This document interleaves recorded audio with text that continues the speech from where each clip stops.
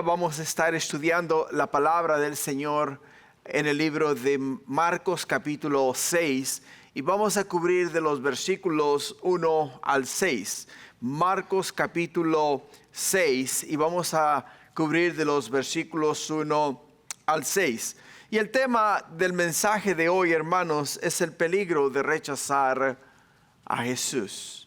El peligro de rechazar a Jesús es el tema que vamos a estar cubriendo el día de hoy. Ahora quiero comenzar preguntándote que si sabías tú que el mayor obstáculo para recibir a Cristo no es la falta de evidencias, sino un corazón endurecido por la incredulidad y por la familiaridad con las cosas de Dios. ¿Sabías tú eso? ¿Por qué te digo esto? Es por el hecho de que cuando yo era un niño, y muchos de los que estamos acá ese día nos identificamos con ello, una de las cosas que mi madre y mi familia me inculcaron a mí fue la religiosidad. La religiosidad fue algo que pusieron en mi corazón desde una edad muy temprana. A una edad muy temprana, mi mamá nos puso en el corazón que teníamos que domingo a domingo asistir a la iglesia. Todos los domingos teníamos que ir a misa, le llamábamos. Y teníamos que sentarnos durante el sermón del sacerdote, durante todo el servicio. Y después de que terminaba el servicio, teníamos que venir a casa y meditar en la enseñanza de ese día.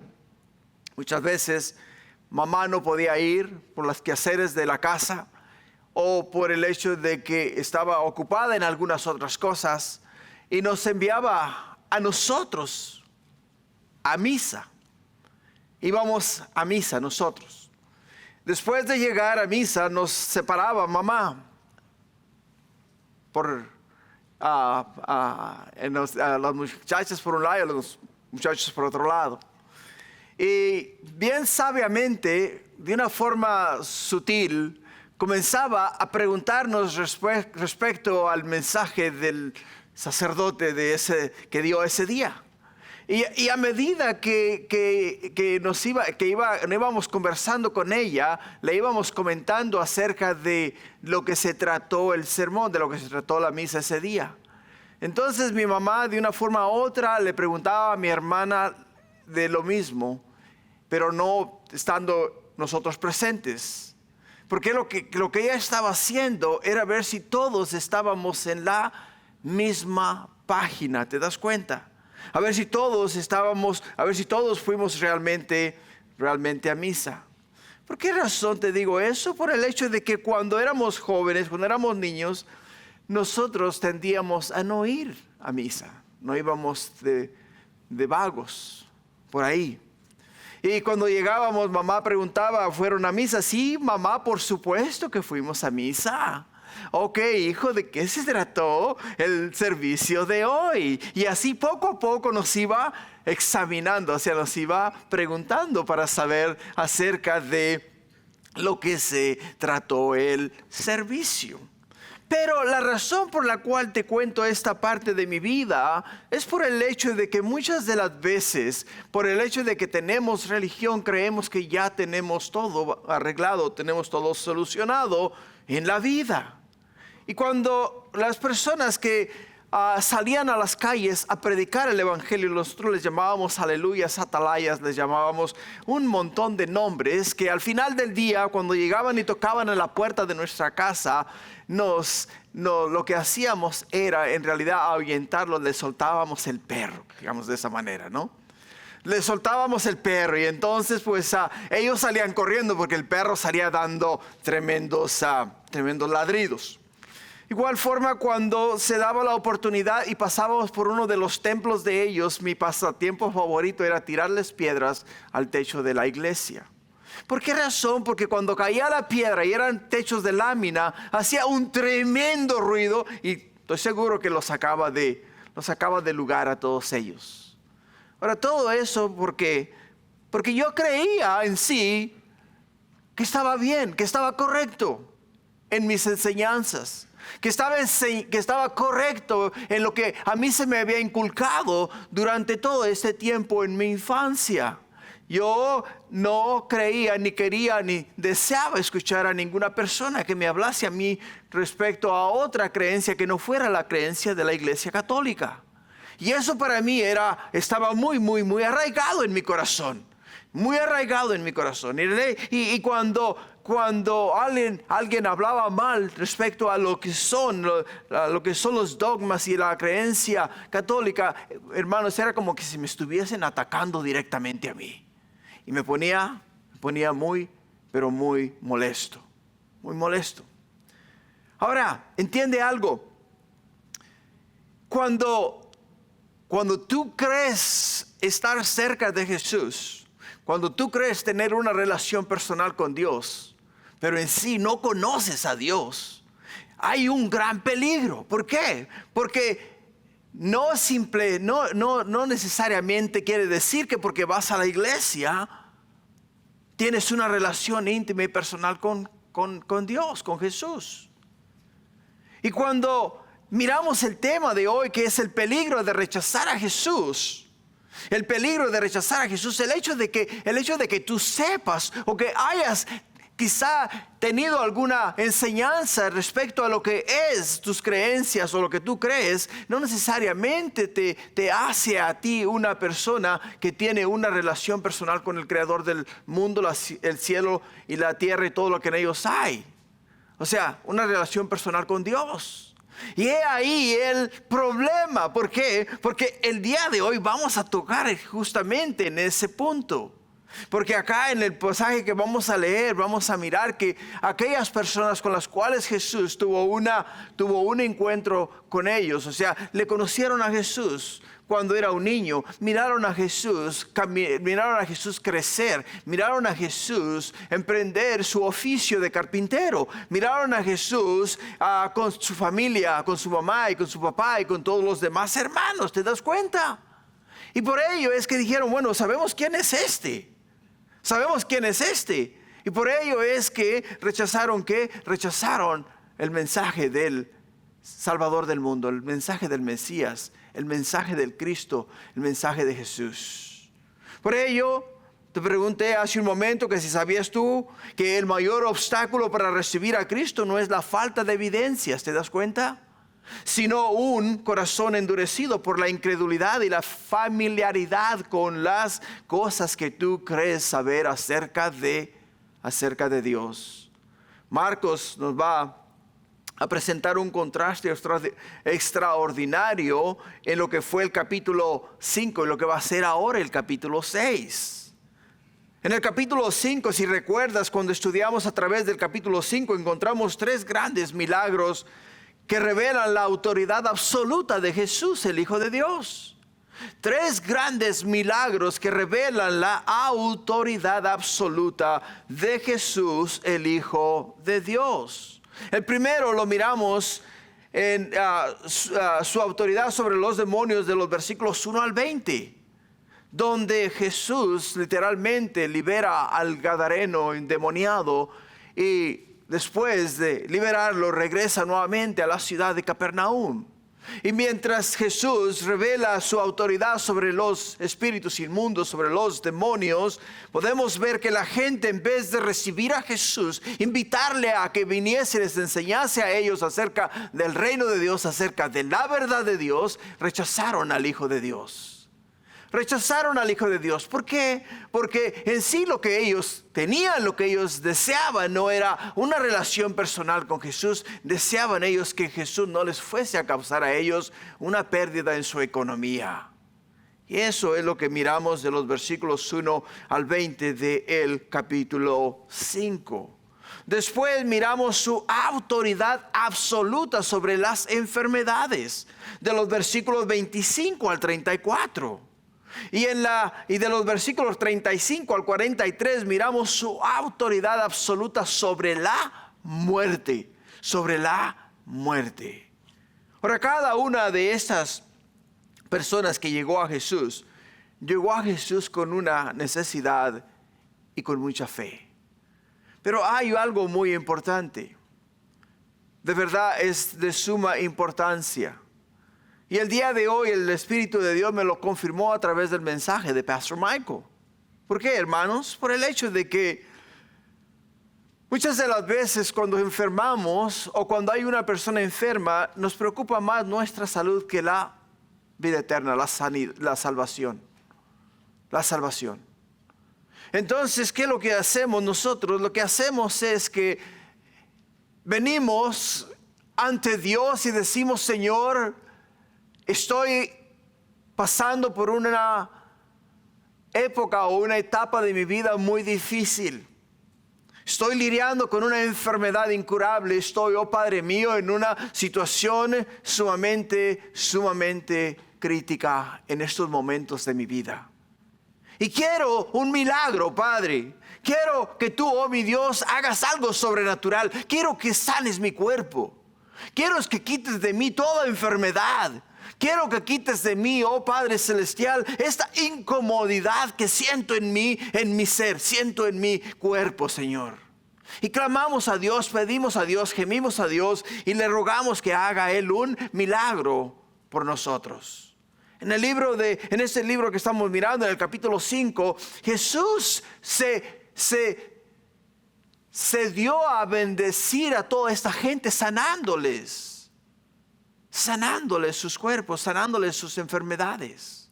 Pero quiero que veas algo que es de suma importancia para nosotros. Lo que Jesús nos puede dar a nosotros, hermanos, es la vida eterna. Es la vida eterna. A través de su muerte y resurrección. A través de su ascensión y a través de estar sentado a la diestra del Padre, donde Él dio su vida para que tú y yo pudiésemos tener vida y pudiésemos ahora decir: yo tengo la seguridad de la vida eterna porque Cristo ha venido a mí, hoy es mi Salvador y mi Redentor. Y cuando vemos las cosas de esa manera y entendemos que mi salud sí es necesaria, pero no es importante. Lo importante es mi relación íntima y personal con Dios, con Jesús, la salvación, el don de la vida eterna. Eso es, hermanos, lo esencial, lo más importante. Por ello, cuando llegamos al capítulo 6, Jesús regresa ¿a dónde? Regresa al lugar donde nació, al lugar donde creció, no donde nació, donde creció. Jesús nació en la ciudad de Belén. Y después de la ciudad de Belén, el Señor le dijo a José que se llevara a Jesús a la ciudad de Egipto. Y de Egipto regresaron ¿a dónde? Regresaron a la ciudad de Nazaret. Y cuando regresaron a la ciudad de Nazaret, anteriormente José y María residían en la ciudad de Nazaret. Y como ellos residían en la ciudad de Nazaret, regresaron a la ciudad de Nazaret donde Jesús creció. Y vivió hasta la edad de 33 años. A la edad de 30 años comenzó su ministerio. A la edad de 30 años comenzó su ministerio. Y al comenzar su ministerio dejó la ciudad de Nazaret. Y se fue e hizo de su ciudad, o sea, de su lugar de operación en la ciudad de Capernaum. Y desde Capernaum comenzó a ministrar a todo Israel. Desde Capernaum salió hacia la ciudad de Jerusalén. Desde Jerusalén salió hacia las ciudades de Samaria. De Samaria fue hasta Asiria. De Siria fue hasta Líbano. O sea, estuvo por todas aquellas áreas predicando y ministrando la palabra de Dios. Pero aquí en el capítulo 6 específicamente tiene Jesús predicando aproximadamente un año y medio. Lo que quiere decir que le restan 2 años de ministerio. Porque a la edad de 33 años y medio fue a la cruz y en la cruz murió por nuestros pecados, para pagar por nuestras rebeliones. Pero ahora aquí en la ciudad, en el capítulo 6 que vamos a estudiar este día, regresa nuevamente ¿a dónde? Regresa nuevamente a su a su gente, a su pueblo. Regresa nuevamente a la comunidad de donde él creció, donde él trabajó, con la gente con la que él se relacionó, con la gente con la cual él convivió y tuvo tiempo. ¿Por qué, dirías tú, regresó nuevamente a Jerusalén? Por el hecho de que ellos todos habían escuchado de Jesús. Habían escuchado de los milagros, habían escuchado de que Jesús enseñaba y impartía la verdad por todas estas diferentes ciudades. No solamente impartía, sino que también sanaba, sino que también liberaba, sino que también limpiaba leprosos. Y todos ellos, a una o a otra, que dijeron ellos, wow, qué glorioso, ¿no? Pero cuando él regresa, ¿a dónde? Cuando regresa a la ciudad de Nazaret, se encuentra con una gran decepción. Juan capítulo 1 versículo 11 lo describe de esta manera. Dice: a los suyos vino y los suyos no le recibieron. A los suyos vino y los suyos no le recibieron. Ahora, la diferencia entre los personajes del capítulo 5 y los habitantes de Nazaret no fue el poder de Jesús, fue la condición del corazón de los nazarenos. ¿Te das cuenta? Fue la condición de ellos, la condición del corazón de ellos. ¿Por qué? Porque Jesús nos enseña en Mateo 6, versículo 21, nos dice las siguientes palabras. Dice: porque donde está vuestro tesoro, allí estará también vuestro corazón. ¿Te das cuenta? Donde está vuestro tesoro, allí estará también vuestro corazón. Lo que nos lleva al primer punto de esta enseñanza. El primer punto de esta enseñanza, hermanos, es la familiaridad. La familiaridad puede impedir reconocer quién es Jesús. La familiaridad puede impedir reconocer quién es Jesús. El pueblo, la ciudad, el lugar donde Jesús creció, estaban familiarizados con Jesús. Le habían mirado hacer muebles, le habían mirado convivir con la comunidad, le habían mirado subir y bajar por las calles de Nazaret, le habían mirado caminar con su familia, con su mamá y con su papá, con sus hermanos y sus hermanas. O sea, le habían mirado a él relacionarse con todos ellos. O sea, estaban familiarizados con Jesús. Estaban familiarizados con él. Ahora dirás tú, bueno, ¿y por qué si estaban familiarizados con Jesús no llegaron a ver y a entender que él era diferente a las demás personas que vivían en esa comunidad? ¿Por qué? Porque Jesús en ningún momento, como lo miramos en varias películas, ¿no? En varias películas ponen a Jesús que desde niño hacía milagros. Miramos que en las películas que Jesús va por el desierto y hace bajar una palmera, y de esa palmera comienzan a salir dátiles, y las personas miran los dátiles y vienen todos a comer dátiles de esa palmera. Miramos en las películas como Jesús en el desierto abre un arroyo y empieza a fluir agua, y la gente viene y toma agua, y desde niño ponen a Jesús como que desde niño hacía milagros. Pero en sí Jesús no fue ni hizo ninguna de estas cosas. ¿Te das cuenta? Porque en el libro de Lucas, para ser específico, en el capítulo 2, miramos a Jesús en el templo, en la ciudad de Jerusalén. Miramos que lo miramos con los líderes religiosos en el templo, estudiando la palabra de Dios. Y la Escritura nos dice que crecía en sabiduría y entendimiento de Dios. ¿Te das cuenta? Lo que Jesús era, en ese momento Jesús era una persona, era un hombre como lo somos todos nosotros, que todos los días estudiaba la palabra de Dios, todos los días escudriñaba las Escrituras, todos los días oraba al Padre, todos los días buscaba el rostro de Dios, todos los días. Por ello, cuando Jesús, antes de Jesús revelarse, antes de Jesús comenzar su ministerio, en ningún momento iba por las calles diciendo yo soy el Mesías. En ningún momento bajaba por la ciudad, iba de ciudad en ciudad diciendo yo soy el Cristo.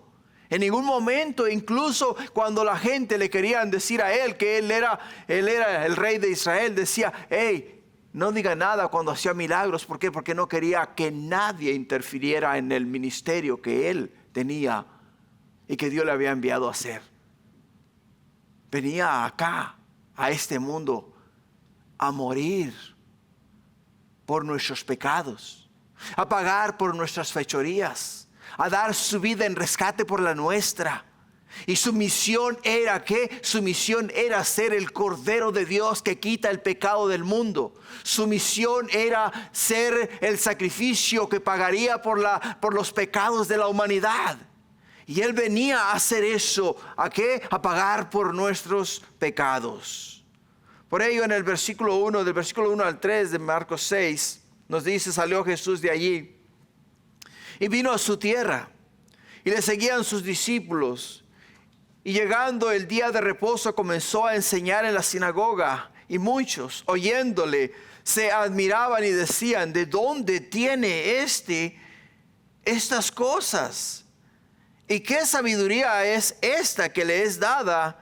Y estos milagros por sus manos que son hechos.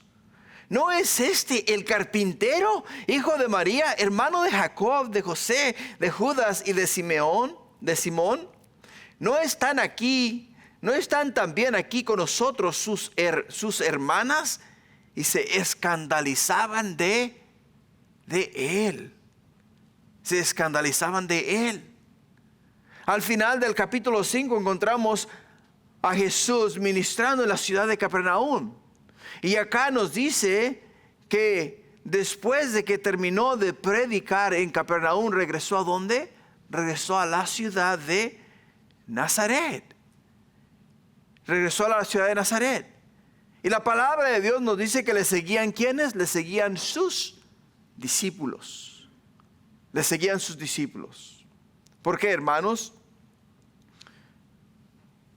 Porque ellos estaban aprendiendo de Jesús. Un discípulo es uno que aprende de alguien que le está enseñando y está siendo discipulado. Pero acá la palabra de Dios nos dice claramente en el versículo 1 que vino ¿a dónde? Vino a su tierra, vino a Nazaret. Y detrás de él o con él venían sus discípulos. Pero llegando el día de reposo, ¿qué nos dice que hizo? Llegando el día de reposo nos dice que comenzó ¿a qué? Comenzó a enseñar. ¿A enseñar dónde? A enseñar en la sinagoga. Y muchos, dice, oyéndole, se admiraban de su doctrina y decían, ¿de dónde tiene estas cosas? Esta es una de las preguntas más profundas del pasaje. No es una pregunta sincera en busca de la verdad, ¿entiende? Sino una expresión de asombro mezclado con incredulidad. Es una pregunta mezclada de asombro. Es una pregunta de asombro mezclada con incredulidad. Los habitantes de Nazaret no podían explicar cómo alguien que había crecido entre ellos podía enseñar con tanta autoridad y realizar obras pero tan poderosas. No lo podían entender. Por ello, la pregunta revela que reconocían algo sobrenatural en Jesús. Reconocían algo sobrenatural en Jesús. Ellos no dijeron, no tiene sabiduría. Ni dijeron, no hace milagros. ¿Por qué? Porque hacía ambas cosas. Nos dice la Escritura que enseñaba como nunca nadie antes les había enseñado a ellos. Había hecho milagros, grandes obras en el medio del pueblo, en el medio de los lugares donde Jesús había ministrado. Por ello podemos ver que la enseñanza de Jesús era extraordinaria. Los milagros de Jesús eran innegables. innegables. Lo que no podían aceptar era el origen de ¿qué? El origen de ese poder. ¿Te das cuenta?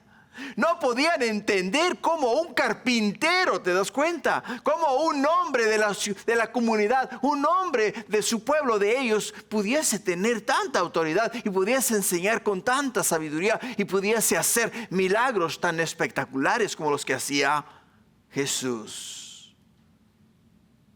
Ahora, mientras ellos preguntaban, ¿de dónde tiene estas cosas? La Biblia nos da la respuesta. La palabra de Dios nos da la respuesta. Porque dirás tú, Jesús es el mismo ayer y es el mismo hoy y va a ser siguiendo el mismo por la eternidad. Él no cambia, ¿te das cuenta?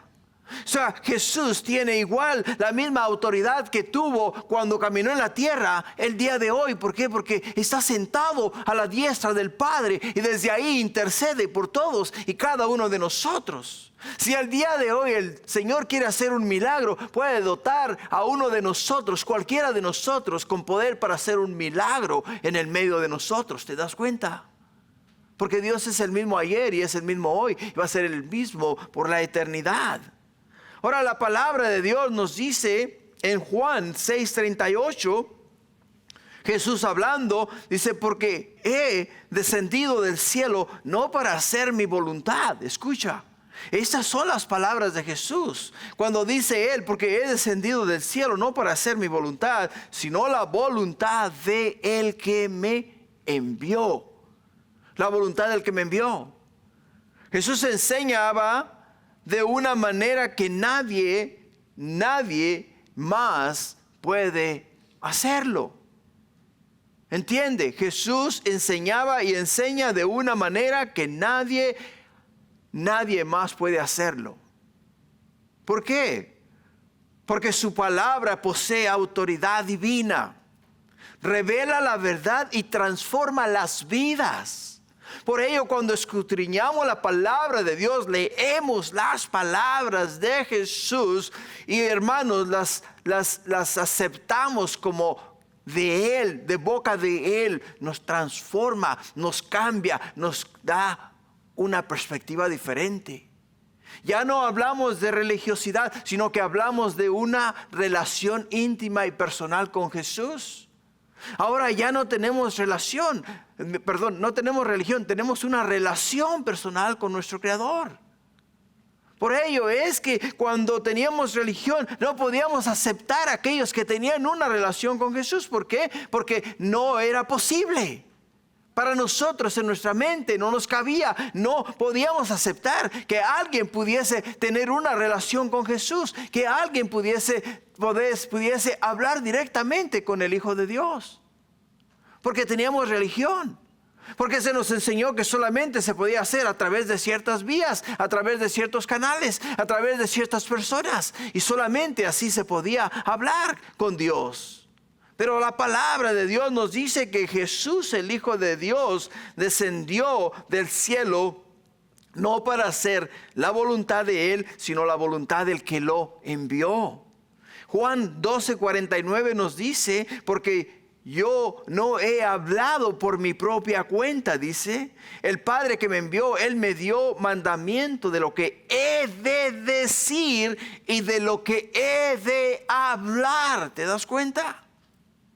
La palabra de Dios, las Sagradas Escrituras nos dicen a nosotros que las palabras que Jesús habló no fueron sus palabras. Las palabras que Jesús habló fueron las palabras de Dios. Palabras que literalmente el Señor le dio a Él para hablarnos a nosotros. Y también se preguntaban ellos, ¿y qué sabiduría es esta que les dada? Y estos milagros que por su mano son hechos. Se preguntaban ellos, ¿de dónde salió esa sabiduría? ¿De dónde vino la sabiduría con la cual Él nos habla? No la podemos entender. ¿Y de qué forma y en qué poder Él hace estos milagros? que literalmente son hechos por su mano. O sea, no podía negar la obra, no podía negar los milagros, no podía negar la enseñanza, porque la enseñanza, la palabra de Dios, partía el alma de ellos, penetraba hasta lo más profundo de sus corazones y les ayudaba a entender que las palabras de Jesús no eran palabras de hombre, sino eran palabras divinas, eran palabras de Dios. Ahora, esta pregunta revela una profunda contradicción en el corazón de los habitantes de Nazaret. Ellos reconocían la evidencia, pero rechazaban la conclusión. Ahora veamos el texto de una forma expositiva. Reconocieron la sabiduría de Jesús. La sabiduría es esta que decían ellos. ¿Qué sabiduría es esta que es dada? La palabra griega para sabiduría, hermanos, es Sofía. La palabra griega para sabiduría es Sofía, que significa, significa conocimiento, discernimiento y la capacidad de aplicar la verdad de Dios. La verdad de Dios. Por ello, cuando ellos decían, ¿qué sabiduría es esta que le es dada? Ellos decían simple y sencillamente, este hombre tiene un conocimiento muy profundo. Este hombre tiene un discernimiento increíble. Este hombre tiene una capacidad sobrenatural para aplicarlo a la verdad de Dios. Y no podía negar eso. No lo podía negar. ¿Por qué, hermanos? Porque la enseñanza de Jesús era completamente diferente a la de los escribas. Marcos ya había dicho o ya nos había enseñado en el capítulo 1, en el versículo 22, donde dice, y se admiraban de su doctrina porque les enseñaba como quien tiene autoridad y no como los escribas. O sea, Marcos ya nos enseñó a nosotros en el capítulo 1, en el versículo 22, que cuando la gente escuchaba a Jesús hablar, todos ellos se admiraban de su doctrina. Y ellos entendían que sus enseñanzas de Él eran mucho más profundas y con mayor poder y potencia que las de los escribas y los fariseos. Juan capítulo 7 de los versículos 45 al 49 nos dice, los alguaciles vinieron a los principales sacerdotes y a los fariseos y estos les dijeron, ¿por qué no le habéis traído cuando mandaron a prender a Jesús? Los alguaciles respondieron, jamás hombre alguno ha hablado como este hombre. Entonces los fariseos respondieron, ¿también vosotros habéis sido engañados? ¿Acaso ha creído en él alguno de los gobernantes o de los fariseos? Mas esta gente que no sabe la ley, maldita es. ¿Te das cuenta? La enseñanza de los fariseos, la enseñanza de los escribas. Ellos decían, bueno, si tú no crees lo que yo te enseño, entonces tú eres anatema. La palabra anatema es maldito o maldecido. Y es lo que ellos están diciendo. Lo que están diciendo es eso. Están diciendo, bueno, ustedes fueron también engañados. Y dicen los soldados, no, es que no hemos sido engañados. Es que nunca hemos oído a nadie enseñar como Él enseña. Ni ustedes que son los que han vivido toda su vida estudiando la Escritura y enseñando la Escritura. Ninguno de ustedes tiene la capacidad y el poder para enseñar como enseña el Hijo de Dios, como enseña Jesús. Mateo 7:28, ¿qué nos dice? Mateo 7:28 dice, y cuando terminó Jesús estas palabras, la gente se admiraba ¿de qué? Se admiraba de su doctrina, porque les enseñaba como quien tiene autoridad y no como los escribas. Los líderes religiosos habían estudiado durante años en escuelas rabínicas. Años y años de estudio para poder ellos enseñar la ley de Dios, la palabra de Dios. Pero ninguno de ellos tenía el poder, ninguno de ellos tenía la capacidad, ninguno de ellos podía aplicarla y enseñarla de tal manera que la gente pudiera entender que las palabras dadas y recibidas de parte de ellos venían de Dios. Ninguno de ellos lo podía hacer. Jesús no había sido formado en ninguna de estas escuelas. ¿Por qué? Porque su enseñanza fue dada a él por el Padre, ¿te das cuenta? Fue dada a él por Dios.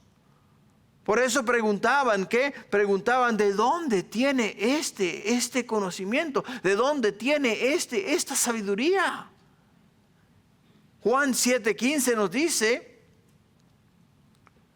nos dice cómo sabe letras sin haber estudiado. Se preguntaban ellos, ¿cómo sabe letras sin haber estudiado? O sea, él nunca fue uno de nuestros alumnos. Él no fue uno de nuestros discípulos. Él no vino a la universidad. Él no estuvo en la escuela. Él nunca aprendió con nosotros. ¿De dónde? ¿De dónde sabe letras? Ahora, la respuesta la dio Jesús mismo. En Juan 7:16. Juan 7:16 dice, mi doctrina no es mía. ¿Entiende? Mi doctrina no es mía, sino de aquel que me envió. Es de aquel que me envió. Pablo escribe en 1 Corintios 1:24, dice, Cristo, poder de Dios y sabiduría de Dios. Sabiduría de Dios. Ahora reconocieron sus milagros. ¿Quiénes?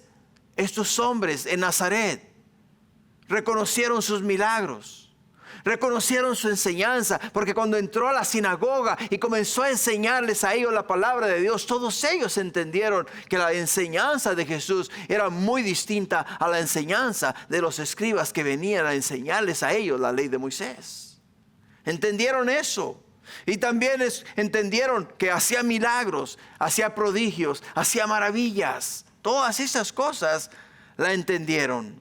Ahora, la palabra milagro literalmente significa obras poderosas.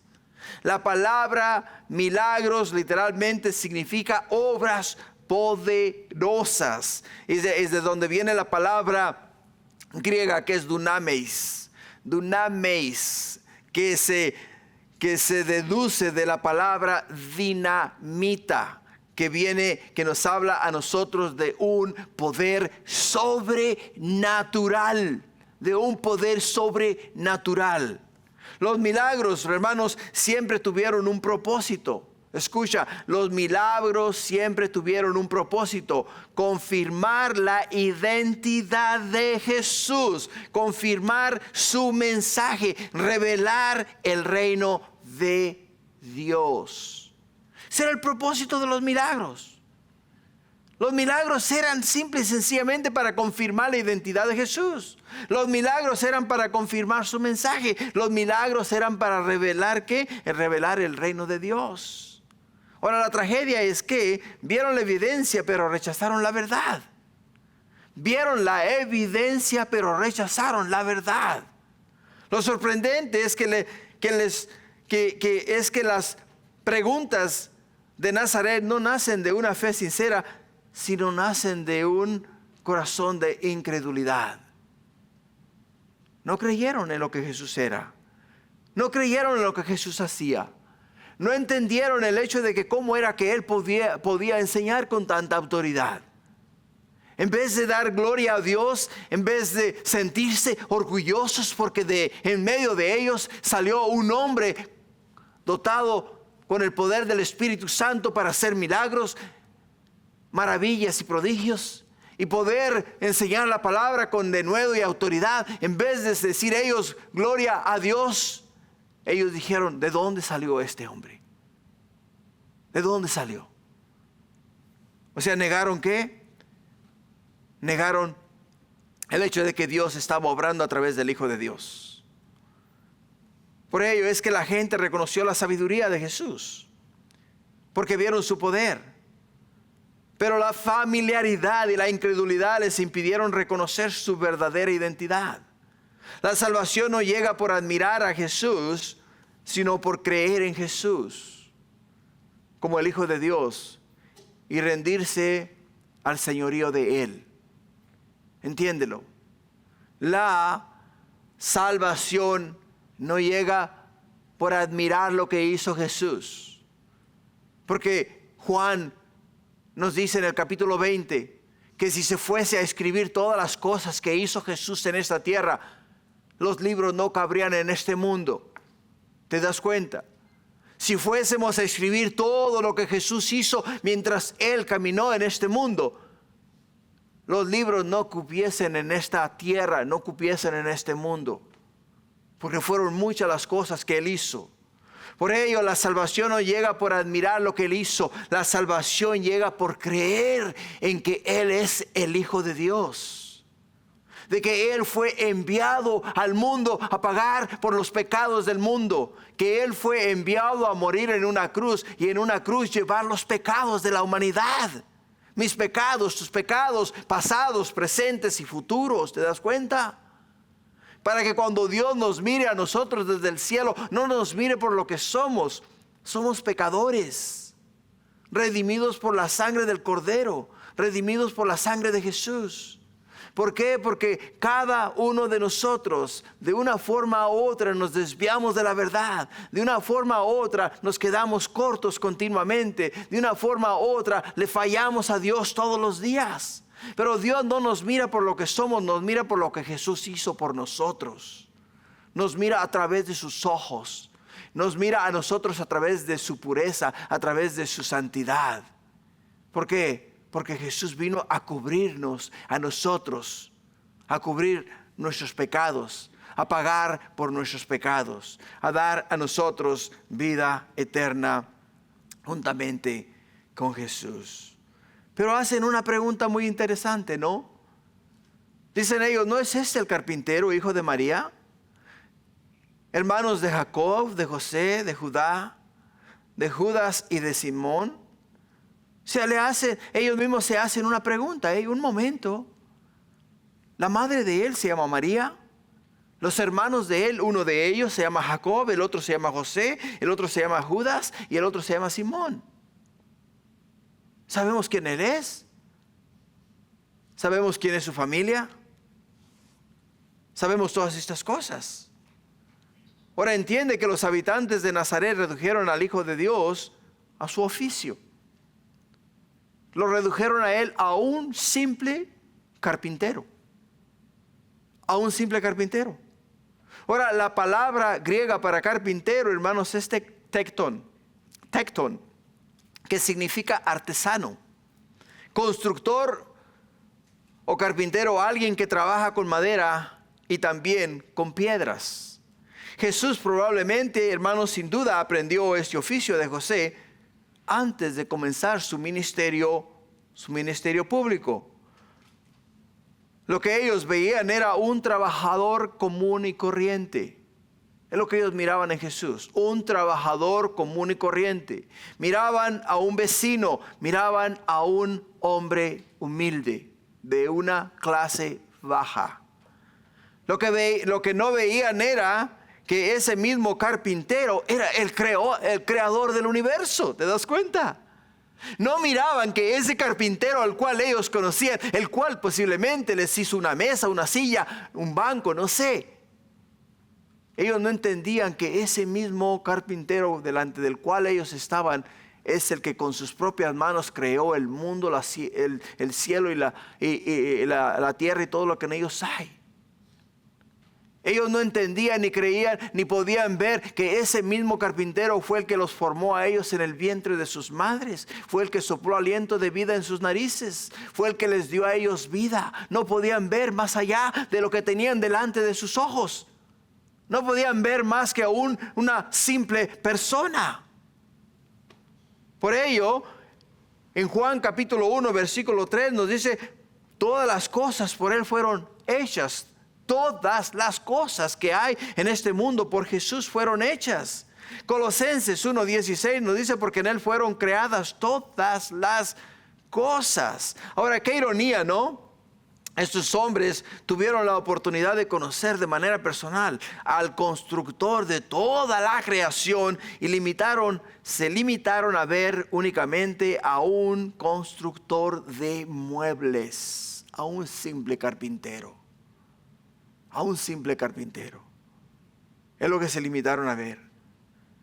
Y dijeron, ¿no es este el hijo de María? Preguntaron ellos, ¿no es este acaso el hijo de María? Ahora, hermanos, en la cultura judía esto es un insulto. Eso es un insulto, o sea, esto es atacando directamente a la persona. Porque si te das cuenta y lees a través de las genealogías, en ninguna parte de la escritura vas a encontrar que David, hijo de la mamá, no, dice David, hijo de Isaí, ¿no? Y Salomón, hijo de David. Y Roboam, hijo de Salomón. O sea, siempre identifican a las personas con el nombre del Padre. Con el nombre del Padre. Ahora recuerda bien la historia, entiéndela, y es muy importante. ¿Por qué? Porque la palabra de Dios nos dice que cuando María concibió, ¿concibió de qué? Concibió del Espíritu Santo. ¿Te das cuenta? Y cuando María concibió del Espíritu Santo, María, después de recibir al ángel de Dios, después de escuchar el mensaje de Dios respecto al Salvador del mundo, respecto al Hijo el cual ella iba a llevar en su vientre, de ahí de Nazaret se fue ¿a dónde? Se fue a la ciudad de Judá. Se fue a Belén. Estuvo en Belén por un lapso de aproximadamente 3 meses. Y después de 3 meses regresó ¿a dónde? Regresó nuevamente a la ciudad de Nazaret. Y cuando regresó a la ciudad de Nazaret, se encontró que estaba en cinta, estaba en estado. Y cuando José se enteró de que estaba en estado, ¿qué es lo que quiso hacer José? José quiso dejarla. ¿Por qué? Porque ya se habían comprometido, ya se habían casado. Y entonces se comenzó ¿a qué? Se comenzó a divulgar el hecho de que María había fornicado, de que María había tenido relaciones sexuales antes de consumar el matrimonio con José. Y por lo tanto, ahora ese rumor siguió hasta este momento. Hasta este momento, ¿te das cuenta? Acá en el capítulo 6, en el versículo 3, podemos ver que estos hombres, en vez de decir Jesús, hijo de José, dijeron Jesús, hijo de María. Hijo de María, para insultarlo. Y es una de las cosas como reduciéndola a él. ¿Cómo tú, siendo hijo de fornicación, puedes tener tú el poder para enseñar? Puedes tener tú el poder y la autoridad para hacer milagros, maravillas y prodigios. Eso es lo que estaban haciendo. No estaban reconociendo el poder y el poderío de Dios en la vida de Jesús. ¿Por qué, hermanos? Por el hecho de que ellos no podían ver más allá de lo que tenían delante de sus ojos. No dejaron que Jesús quitara esas vendas espirituales, las cuales los cegaban a ellos, para poder ver entonces lo divino, para poder ver entonces lo que Dios estaba haciendo a través de ellos. Ahora entiende, porque Pablo nos lo pone de esta manera en el libro de Primera de Corintios, capítulo 2, versículo 14. Primera de Corintios 2:14 nos dice, pero el hombre natural no percibe las cosas que son del Espíritu de Dios, porque para él son locura y no las puede entender, porque se han de discernir espiritualmente. Cuando Pablo escribe estas palabras, simple y sencillamente nos dice que nosotros, el hombre natural, quiere decir el hombre sin el discernimiento y entendimiento de Dios, no puede ver las cosas de Dios. No las puede ver, no las puede discernir. Y por no poderlas discernir, entonces nos parece que lo que escuchamos es locura. Y para ellos escuchar que Jesús, el Hijo de Dios, el Hijo del carpintero, como lo decían ellos, hacía milagros, hacía prodigios, hacía maravillas, enseñaba como nadie más había enseñado, era locura. Era locura escuchar eso, era locura para ellos. Y no lo podían entender. ¿Por qué? Porque las cosas espirituales se deben de discernir espiritualmente. Se deben de discernir con el Espíritu de Dios, no con el espíritu del hombre. Por ello, hermanos, hay muchos que conocen datos acerca de Jesús, conocen historias bíblicas, han creído en una iglesia, pero nunca lo han conocido a Él de una forma personal. ¿Por qué? Porque Jesús nos dice en el libro de Juan capítulo 5, versículo 39 y 40 dice, escudriñad las escrituras. Escucha, escudriñad las escrituras. Ellas son las que dan testimonio de mí. Y no queréis venir a mí para que tengáis vida. O sea, Jesús nos dice a nosotros, tú quieres de verdad llegarme a conocer de una forma personal, aquí me vas a encontrar en las Sagradas Escrituras, en la palabra de Dios.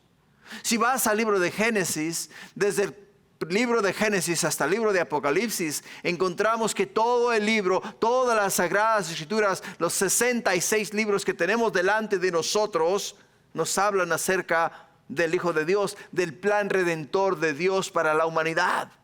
Y en ese plan, en todas las páginas encontramos a Jesús, el Hijo de Dios. Y todos nos apuntan hacia Él, hacia Jesús.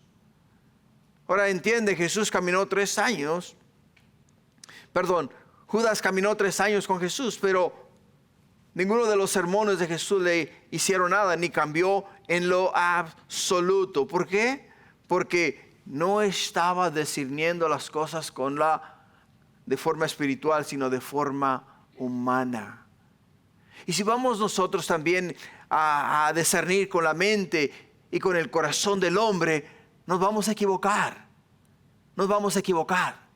Para poder entender lo divino, para poder entender lo espiritual, para poder entender lo celestial, necesitamos la revelación divina que Dios nos otorga a nosotros a través del Espíritu Santo.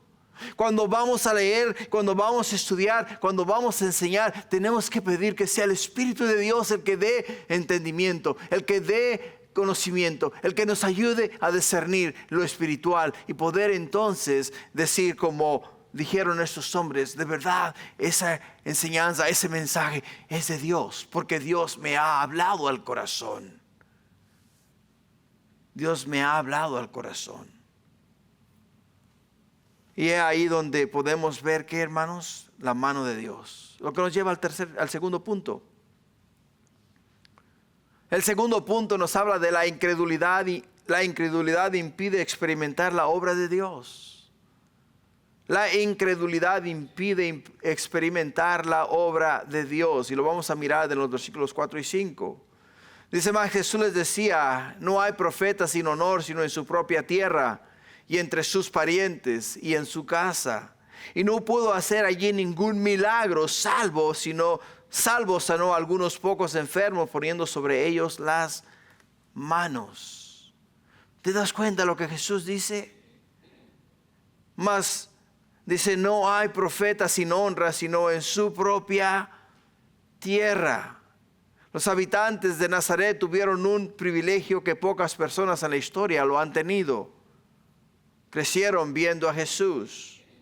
Le conocían como el carpintero del pueblo, conocían a su familia, lo habían visto caminar por sus calles desde niño. Sin embargo, cuando Jesús regresó para enseñarles la palabra de Dios, no pudieron ver más allá de la humanidad de Jesús.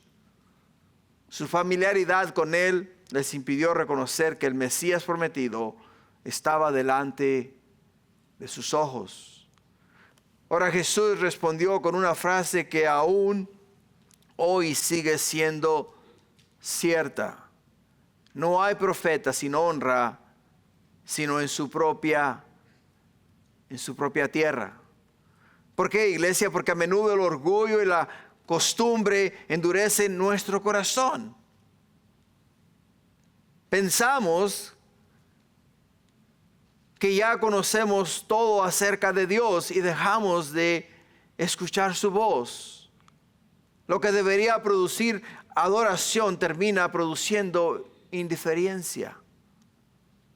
Ellos pensaban que porque ya conocían a Jesús, ellos creían que porque lo habían visto crecer, no necesitaban escuchar sus palabras, no necesitaban ver sus milagros, no necesitaban experimentar la divinidad de Dios a través del Hijo de Dios. Por ello, Marcos añade una declaración que puede parecer para muchos sorprendente.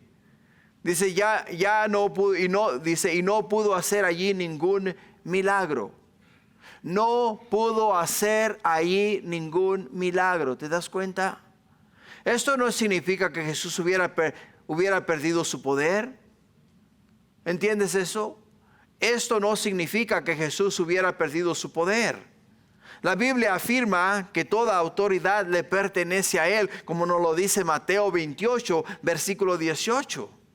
Y que Él es el mismo ayer, hoy y por los siglos de los siglos, como nos lo dice Hebreos 13, 8. El problema no estaba en Cristo. El problema estaba en el corazón de las personas. O sea, Dios no puede hacer un milagro en alguien que no cree en Él. ¿Te das cuenta? Dios no puede cambiar una vida si no cree que Dios lo puede hacer. Es imposible. Esta gente, si hubiesen creído en Jesús, hubiera hecho en el medio de ellos milagros, maravillas y prodigios. Ellos hubieran sido testigos de la mano de Dios, del poder de Dios, pero no creyeron en Él. Y Jesús no pudo actuar en ellos, ni a través en el medio de ellos. Mateo explica el mismo acontecimiento diciendo, y no hizo allí muchos milagros a causa de la incredulidad de ellos. Lo podemos ver en Mateo 13:58. La incredulidad, hermanos, no limita el poder de Dios, ¿entiende? Limita nuestra disposición para recibir lo que Él desea hacer en nuestras vidas. El poder de Dios sigue siendo el mismo ayer, hoy y para siempre. Está a nuestra disposición, pero si no lo creemos, no lo podemos recibir. ¿Por qué, hermanos? Porque Dios sigue obrando, pero un corazón endurecido no puede disfrutar de sus bendiciones.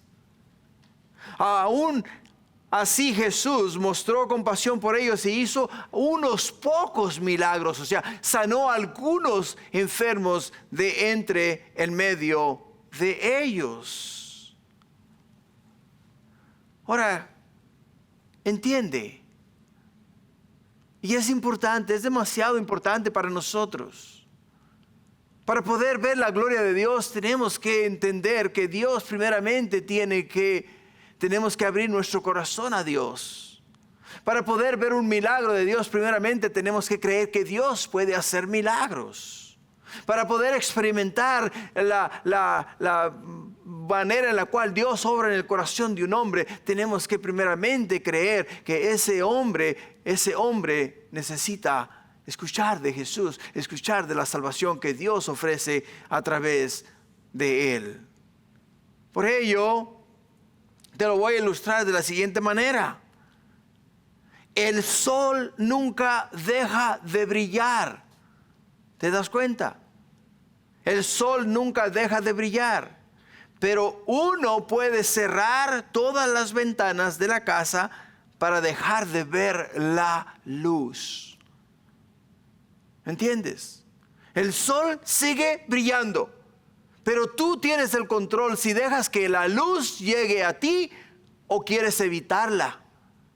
Si quieres evitarla, simplemente cierra las ventanas y baja las persianas y no entra ni un rayo de luz, pero el sol sigue brillando. El sol sigue brillando. La oscuridad no es culpa del sol, así como ocurrió acá, el hecho de que Jesús no pudo hacer más milagros en el medio del pueblo en Nazaret, no es culpa de Jesús.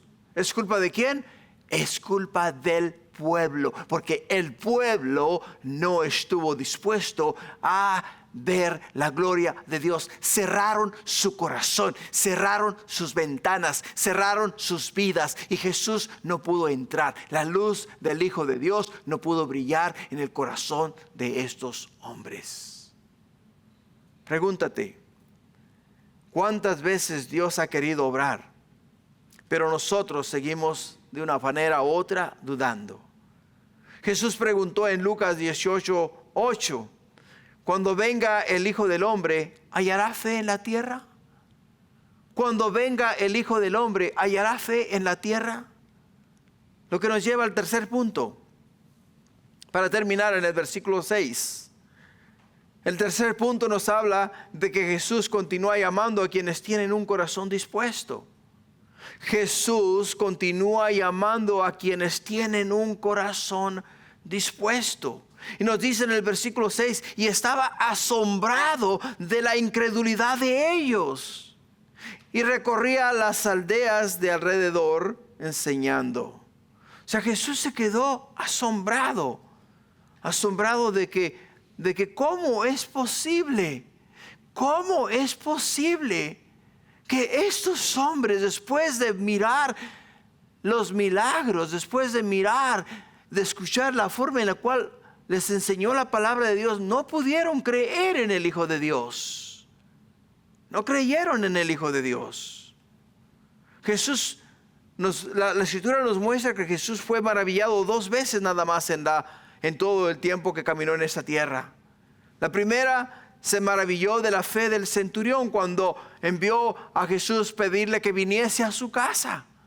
Y el centurión dijo, no soy digno de que entres en mi casa. ¿Por qué? Dice, porque yo no merezco que tú entres bajo mi techo. Solamente di la palabra y mi siervo será sano. Y Jesús se maravilló de la fe de este hombre. Pero acá se maravilla de la incredulidad de estas personas. Por ello, entiende, y es muy importante para nosotros, que Jesús no puede obrar en nuestro corazón si hay incredulidad. No puede obrar. Incredulidad significa que no creemos en las cosas que nos dice que Él puede hacer. Aún viendo las evidencias. Aún viendo el cambio y la transformación que Dios ha hecho, no en nosotros, sino en otras personas. Aún mirando los milagros, las maravillas y prodigios que Dios hace, y no creemos. O sea, Dios no puede obrar en un corazón incrédulo. No puede, es imposible.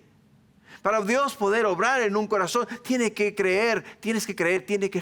tener fe en que Él es el Hijo de Dios, en que Él es el enviado del Padre al mundo a salvar al mundo, en que Él tiene el poder sobre la enfermedad, Él tiene el poder sobre los leprosos, Él tiene el poder sobre los endemoniados, Él puede cambiar y transformar tu vida, Él puede darte el don de la vida eterna. ¿Te das cuenta? Si no creemos, no podemos recibir. Lo que nos lleva a la conclusión. La conclusión, Marcos nos presenta 2 ciudades muy diferentes. En Gadara, un hombre poseído fue completamente transformado. En Capernaum, una mujer con flujo de sangre por 12 años fue sanada. Y una niña, después de morir, volvió ¿a qué? A vivir. Pero en Nazaret Jesús fue ¿qué? Fue rechazado. No porque faltaran milagros, no porque faltaran evidencias, sino porque no podían aceptar que el hijo del carpintero fuera el Hijo de Dios. Ellos pensaban conocer a Jesús, pero nunca reconocieron quién era realmente el Hijo de Dios. ¿Y sabes qué es lo triste del caso? Que lo mismo sucede hoy. Muchos conocen el nombre de Jesús. Muchos celebran su nacimiento. Muchos conocen algunas historias bíblicas, pero nunca han rendido su vida al Salvador del mundo. Jesús dijo, y conoceréis la verdad, y la verdad os hará libres, en Juan capítulo 8, versículo 32. Y Jesús nos dice, yo soy el camino, y la verdad, y la vida. Y nadie viene al Padre si no es por mí. Ahora, tal vez has venido o has vivido como los habitantes de Nazaret. Has escuchado del Evangelio durante años. Conoces quién es Jesús de nombre, pero nunca has recibido a Jesús como tu Señor y Salvador.